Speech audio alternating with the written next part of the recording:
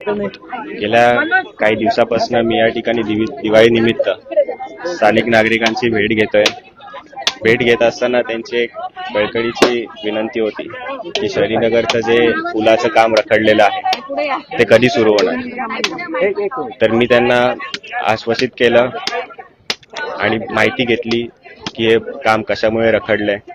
पावसात तुम्ही पाहिलं असेल पर्याय पूल होता, पण तो पाण्याच्या प्रभावामुळे वाहून गेला. त्यात पाईपलाईन सुद्धा तुटली.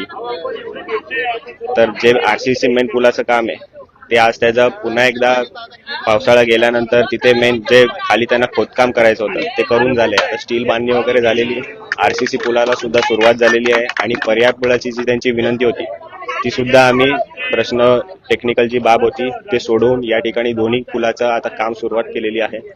माझे वयोवृद्ध वडील बंधू भगिनी असतील, माता भगिनी असतील, सगळे त्यांना इथून जायला खूप अडचण होत होती. 20 मीटरचा जो रस्ता आहे तो अवघा 200 ते 250 मीटर त्यांना चालून जावं लागत होतं. त्यात परत रिक्षाचे दर सुद्धा वाढलेले होते.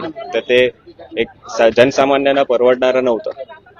तर त्याच माध्यमातून आता या ठिकाणी आम्ही पर्याय पूल 1 ते 1.5 महिन्यात जेवढा वेळ लागेल त्यात ते कंप्लीट होणार आणि आरसीसी पूल गेल्या काही दिवसापासून रखडलेलं होतं ते सुद्धा 6 ते 7 महिन्यात याचं काम आम्ही लवकरात लवकर चांगल्या दर्जाचं काम या ठिकाणी कंप्लीट होणार आणि आम्ही पूर्ण करून देणार. नागरिकांची साथ आहेत, त्यांचे आशीर्वाद सुद्धा आहेत माझ्या पाठीशी.